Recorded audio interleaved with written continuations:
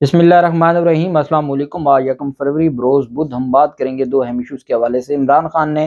اپنے خلاف نہلی کیس ہے وہ سننے کے حوالے سے چیف جسٹس عامر فاروق پر اعتراض اٹھا دیا ہے اور کہا ہے کہ آپ یہ جو کیس ہے جو میرے خلاف کیس ہے اس کو کسی اور بینچ میں آپ منتقل کر دیں، ٹرانسفر کر دیں۔ یہ پاکستان تحریک انصاف کی جانب سے پہلے اعظم سواتی نے جو آنریبل چیف جسٹس ہیں ان پر عدم اعتماد کا اظہار کیا تھا، خط لکھا تھا، اور پھر اب ہم نے دیکھا کہ عمران خان نے اپنے جواب میں باقاعدہ طور پر ریزننگ دی ہے کہ کن گراؤنڈز کی بنیاد پر آنریبل چیف جسٹس آپ کو یہ کیس نہیں سننا چاہیے۔ اس کی تفصیل میں آپ کے ساتھ شیئر کروں گا۔ ممنوعہ فنڈنگ کیس کا فیصلہ آنے جا رہا ہے، اسلام آباد ہائی کورٹ کا لارجر بینچ ہے جو فیصلہ دینے جا رہا ہے، اس کی تفصیل بھی میں آپ کے ساتھ شیئر کروں گا۔ پہلے تو میں آپ کو بتاتا چلوں کہ عمران خان حملہ جو کیس ہے، جو وزیر آباد میں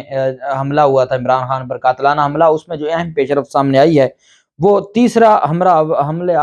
آور کا جو کردار ہے وہ سامنے آ گیا ہے۔ گرفتار مجرم نوید اور دوسرے حملہ آور کی تفصیلات کے بعد عمران خان پر حملے میں تیسرے حملہ آور کے کردار کے شواہد بھی جے آئی ٹی سامنے لے آئی ہے۔ جے آئی ٹی کی جانب سے تیسرے حملہ آور کے حوالے سے تمام تر تفصیلات عدالت میں جمع کروا دی گئی ہیں۔ عمران خان پر حملے میں تیسرے حملہ آور کا کیا کردار تھا، کس بور کی کتنی گولیاں چلائیں اور اسلحہ کون سا استعمال کیا، تفصیلات عدالت کے سامنے رکھ دی گئیں۔ عمران خان پر حملے کی تحقیقات کرنے والی مشترکہ تحقیقاتی ٹیم کی عدالت میں پیش کردہ رپورٹ سامنے آئی ہے۔ رپورٹ جو پنجاب فورینزک سائنس لیبارٹری کے تجزیاتی نتائج پر مشتمل ہے۔ رپورٹ میں جائے حملہ کے علاوہ مزید 2 مقامات میں ملنے والی گولیوں اور خول کا مفصل تجزیہ کیا گیا ہے، اور ذرائع کے مطابق مشترکہ تحقیقاتی ٹیم کو تحقیقات کے دوران جائے حملہ کے علاوہ قریب ہی واقع سروس شوز اور پاکستان فارمیسی کی چھت سے گولیاں اور خول ملے تھے، اور تاہم جائے حادثہ سروس شوز اور پاکستان فارمیسی کی چھتوں سے ملنے والی گولیاں اور خول مفصل فورینزک کے لیے بھجوائے گئے تھے، جس پر یہ رپورٹ سامنے آئی ہے کہ جو گولیوں کے خول چھتوں پر ملے ہیں، جو قریب کی دکانیں تھیں، وہی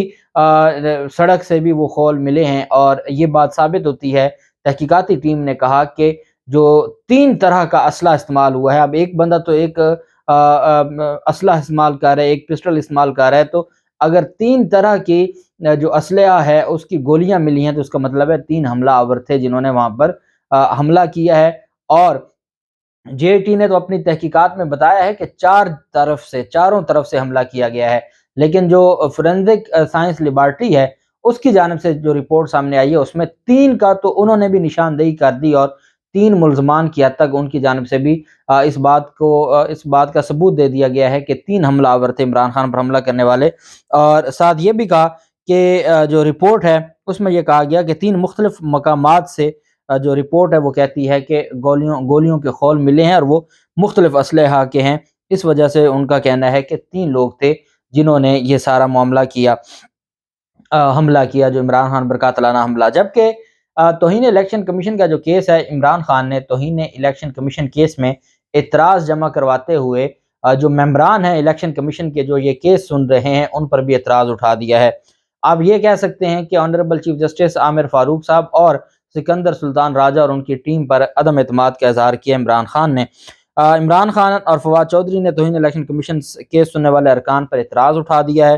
اور انہوں نے کہا ہے کہ قانون واضح ہے کہ جس کی توہین کا الزام ہو وہ مقدمہ نہیں سن سکتا۔ شو کاز نوٹس میں الیکشن کمیشن ممبران کے خلاف نفرت پھیلانے کا الزام ہے، لہٰذا جن ممبران کے خلاف نفرت پھیلانے کا الزام ہے وہ کیس سننے کے مجاز ہی نہیں ہیں۔ انہوں نے کہا کہ انصاف کا تقاضا ہے کہ متاثرہ ممبران خود کو بینچ سے الگ کر لیں۔ توہین الیکشن کمیشن کا نوٹس الیکشن کمیشن بھیج سکتا ہے، سیکرٹری الیکشن کمیشن نہیں بھیج سکتا۔ آئین کے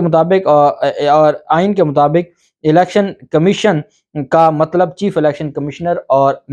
ممبران ہیں الیکشن کمیشن کے۔ عمران خان فواد چودھری نے استدعا کی کہ سیکرٹری الیکشن کمیشن اور ڈی جی لا توہین کے نوٹس جاری کرنے کے مجاز نہیں ہیں، اختیارات سے تجاوز کر کے جاری کردہ شو کاز نوٹس کی قانونی حیثیت نہیں ہے۔ الیکشن کمیشن اعتراضات کو منظور کرتے ہوئے شو کاز نوٹس واپس لے اور یہ کارروائی جو شروع کی ہوئی ہے یہ ختم کی جائے۔ پاکستان تحریک انصاف کے 3 رہنماؤں کے خلاف، ایک تو چیئرمین پی ٹی آئی کے اپنے خلاف اور اسد عمر اور فواد چودھری کے خلاف توہین الیکشن کمیشن کی یہ کارروائی شروع کی گئی تھی۔ اب اس میں جو ڈیولپمنٹ سامنے آئی ہے وہ یہ ہے کہ عمران خان اور فواد چودھری نے اپنا جواب جمع کروا دیا ہے، جبکہ جو باقی ممبران ہیں ان کی جانب سے اسد عمر کی جانب سے جواب جمع نہیں کروایا گیا، اور اسد عمر کا جواب ابھی آئے گا۔ 14 فروری کی تاریخ اس میں مقرر کی گئی ہے۔ 14 فروری کو پھر عمران خان اس معاملے کو دیکھیں گے کہ کس طریقے سے آگے لے کر چلنا ہے، اور آئین اور قانون کے مطابق جو چیزیں ہیں ان کو دیکھنا ہے۔ جبکہ دوسری جانب جو الیکشن کمیشن کا کردار ہے، اس میں گورنر پنجاب کی جانب سے گورنر خیبر پختونخوا نے جو کل خط لکھا تھا، اور بولڈ ٹی وی پر باقاعدہ وہ ویڈیو بھی وائرل ہو گئی، جس میں انہوں نے کہا تھا کہ میں نے الیکشن کی تاریخ دے دی ہے، اور وہ 16، 17، 18 میں سے کسی ایک تاریخ الیکشن کا اعلان الیکشن کمیشن کر دے۔ جو سامنے آیا، اور انہوں نے یہ کہا تھا کہ سیکرٹری جو ہیں، سیکرٹری گورنر، وہ خط لکھیں گے، اور تاریخ کا ان کو پتہ ہے، لیکن میں نے کہہ دیا کہ ان 3 میں سے، اور میں نے تاریخ دے دی ہے۔ باقاعدہ ان کے واضح الفاظ ہیں کہ میں نے تاریخ دے دی، لیکن جب آج دن میں وہ لیٹر سامنے آیا جو گورنر خیبر پختونخوا نے لکھا، تو وہ سیدھا سیدھا آرٹیکل 6 کے تحت غداری ہے، کہ جس میں وہ دہشت گردی کو وجوہات بناتے ہوئے اور یہ کہا ہے کہ جو بدقسمتی ہوئی ہے دہشت گردی کی پشاور میں، اور جس طریقے سے خیبر پختونخوا کے مرے جو بھائی ہیں وہ بہت دکھی ہیں، پوری قوم ان کے ساتھ کھڑی ہے، پوری قوم دکھی ہے ایمانداری سے جب سے یہ معاملہ بنا ہے، اور جیسے جیسے جو ہمارے بھائیوں کی شہادت کا جو نمبر آگے بڑھتا گیا کہ اتنے لوگ شہید ہو گئے، اتنے لوگ شہید ہو گئے، دل خون کے آنسو روتا ہے۔ ہم لوگ لاہور میں بیٹھ کر اپنے پشاور کے بھائیوں کے لیے ہمارا دل دھڑکتا ہے، ہمارا دل روتا ہے، ہمیں تکلیف ہوتی ہے۔ یہی ہمارے اسلام کا بنیادی جو فلسفہ ہے کہ اگر کسی جگہ بھی کسی مسلمان کو تکلیف ہو تو وہ جسم کے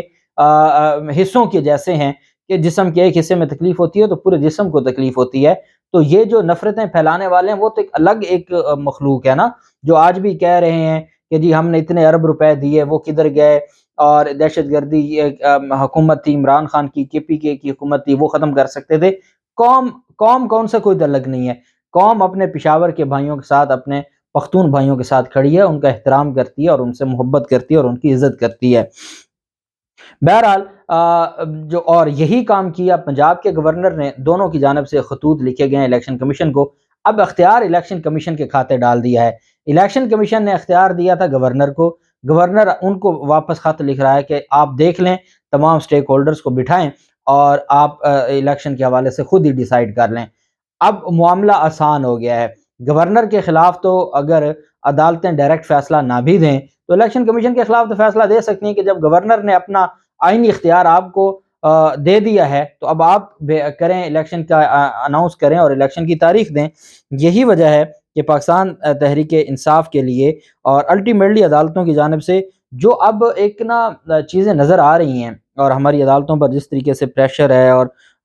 چیزیں ہم دیکھتے ہیں، صبح کچھ ہوتا ہے، شام کو کچھ ہوتا ہے، ایک وقت میں کچھ کہا جاتا ہے اور چند گھنٹوں بعد معاملات بالکل تبدیل ہو جاتے ہیں۔ یہاں انہونی ہونے میں دیر نہیں لگتی، اور شاید وہ جیسے میں آج ایک سینئر وکیل صاحب تھے ہائی کورٹ میں، تو وہ انہوں نے ان کا یہ ماننا تھا، وہ کہتے ہیں کہ میں تو اتنا جو بوجھ ہے ہمارے نظام پر، عدالتی نظام پر، کہتے ہیں کہ یہ تو ڈکٹیٹرشپ کے دور میں بھی نہیں دیکھا تھا جتنا بوجھ اب فیل ہوتا ہے، کہ وہ کوئی بات بھی کرتے ہیں تو ان کو اور کوئی ریمارکس بھی دیتے ہیں تو پھر ان کو خود سوچنا پڑتا ہے کہ یہ معاملہ ہمارے گلے پڑ سکتا ہے۔ تو یہ ایک حقیقت ہے بدقسمتی سے۔ اچھا، ممنوعہ فنڈنگ کیس میں 3 رکنی لارجر بینچ ہے، اور وہ کل فیصلہ سنانے جا رہا ہے۔ چیف جسٹس عامر فاروق صاحب کی سربراہی میں یہ 3 رکنی بینچ تھا۔ عمران خان اور پاکستان تحریک انصاف کے خلاف جو ممنوعہ فنڈنگ کیس تھا، جس پر یہ جو اس بینچ کی جانب سے یہ کہا گیا تھا کہ الیکشن کمیشن کوئی ایسی وجوہات نہیں دے سکتا تھا، الیکشن کمیشن کوئی فائنڈنگز نہیں دے سکتا تھا۔ ابھی صرف ایک رپورٹ آئی تھی، اس رپورٹ پر الیکشن کمیشن نے شو کاز نوٹس جاری کیا تھا، شو کاز کا جواب لیتا، ان کو باقاعدہ وہ ایویڈنس دیتے، ٹرائل ہوتا اور اس کے بعد فیصلہ ہوتا۔ الیکشن کمیشن نے پری میچور کیا ہے یہ سارا معاملہ، اور اس پر بڑے تگڑے جسٹس بابر ستار کے بھی الفاظ تھے اور عامر فاروق صاحب کے بھی تھے۔ اب کل 11 بجے فیصلہ سنانے جا رہی ہے۔ اب اس فیصلے پر منحصر کرتا ہے FIA کا جو ممنوعہ فنڈنگ کا کیس ہے، کیونکہ FIA کا جو ممنوعہ فنڈنگ کا کیس ہے وہ وفاقی حکومت نے شروع کیا الیکشن کمیشن کے اس فیصلے کی روشنی میں، اور الیکشن کمیشن نے باقاعدہ وفاقی حکومت کو یہ کہا کہ آپ اس معاملے پر اپنی آپ سٹارٹ کر دیں جو کارروائی ہے عمران خان اور پاکستان تحریک انصاف کے خلاف۔ تو امید یہ ہے اور چونکہ یہ معاملہ اگر پی ٹی آئی کے خلاف آئے گا تو ممنوعہ فنڈنگ تو پھر سب کا ہے، تو یہ سب کے گلے پڑ جائے گا۔ تو امید کی جاتی ہے کہ اس معاملے میں پاکستان تحریک انصاف کی پٹیشن منظور ہوگی، اور جو وفاقی حکومت کو ڈائریکشن دی گئی تھی اس کی حد تک فیصلہ کالعدم ہوگا، اور کہ یہی کہا جائے گا کہ الیکشن کمیشن نے جو فیصلہ دیا وہ فیصلہ نہیں، رپورٹ ہے۔ آگے جو شو کاز نوٹس کی کارروائی ہے وہ چلے گی، اور پاکستان تحریک انصاف اپنا حق کے دفاع دیا جائے گا، اور وہ وہاں پہ اپنے آپ کو پیش کریں گے، اور ساری چیزیں جو ہیں وہ آئین اور قانون کے مطابق دیکھی جائیں گی۔ بہرحال دوسری جانب مبینہ بیٹی چھپانے کا جو معاملہ ہے، اسلام آباد ہائی کورٹ میں یہ کیس ہے، عمران خان نے جواب جمع کروا دیا ہے اور جج صاحب پر بھی اعتراض اٹھا دیا ہے۔ کاغذات نامزدگی میں اپنے مبینہ بیٹی کا جو ذکر نہ کرنے پر نہلی کی درخواست پر سابق وزیر اعظم عمران خان نے اسلام آباد ہائی کورٹ میں جواب جمع کرواتے ہوئے کیس خارج کرنے کی اپیل کر دی ہے۔ گزشتہ سماعت پر اسلام آباد ہائی کورٹ نے سابق وزیر اعظم کو اپنا جواب دینے کا ایک اور موقع فراہم کرتے ہوئے 27 جنوری تک جواب جمع کروانے کا حکم دیا تھا، اور پھر جو 27 جنوری کے بعد معاملہ آگے چلا گیا۔ درخواست گزار نے استدعا رکھی ہے کہ عدالت کاغذات نامزدگی میں جھوٹ بولنے پر عمران خان کو آئین کے آرٹیکل 62(1)(f) کے تحت نااہل کرے۔ چیف جسٹس عامر فاروق نے ساجد محمود، یہ نامعلوم ایک پٹیشنر ہے جس کی درخواست پر سماعت کی تھی، اس میں عمران خان نے اپنے تحریری جواب میں کہا ہے کہ ان کے خلاف نااہلی کی درخواست ناقابل سماعت ہے۔ جواب میں موقف اپنایا گیا کہ عمران خان رکن اسمبلی نہیں رہے۔ اسلام آباد ہائی کورٹ نے مبینہ بیٹی سے متعلق ڈکلریشن کا جائزہ آئینی دائرہ اختیار میں نہیں کر سکتی، اس نوعیت کا معاملہ متعلقہ فورم پر قابل سماعت ہو سکتا ہے۔ چیف جسٹس عامر فاروق پر اعتراض کرتے ہوئے عمران خان نے موقف اپنایا کہ چیف جسٹس اسلام آباد ہائی کورٹ ماضی میں، یہ اگست 2017 میں یہی جو جج صاحب تھے انہوں نے جو عمران خان کی اس طرح کی درخواست آئی تھی، جس کو بعد میں پھر ڈیسائیڈ کیا تھا 2 رکنی بینچ نے، اسلام آباد ہائی کورٹ کے اطہر من اللہ صاحب اور ان کے ساتھ ایک اور معزز جج صاحب تھے، انہوں نے وہ درخواست خارج کی تھی۔ وہ پہلے جسٹس عامر فاروق صاحب کے پاس تھی، اور عامر فاروق صاحب نے اس کیس کو سننے سے انکار کر دیا تھا، انہوں نے کہا تھا وہ اس کیس کو نہیں سنیں گے۔ تو اس پر عمران خان نے کہا کہ جناب نے اگست 2017 میں کیس سننے سے انکار کر چکے ہیں، اور یہ مسلمہ اصول ہے، یہ ہمارا جو لا آف لینڈ ہے اور جو ہماری جورسپروڈنس ہے وہ یہ کہتی ہے کہ اور یہ ایک نپی دلی بات ہے کہ جب کوئی جج ایک معاملے کو سننے سے ایک بار انکار کر دے تو وہ دوبارہ اس معاملے کو نہیں سن سکتا۔ اس وجہ سے چیف جسٹس عامر فاروق صاحب سے کہا گیا کہ جناب نے چونکہ اس کیس میں اس طرح کے معاملے پہ پہلے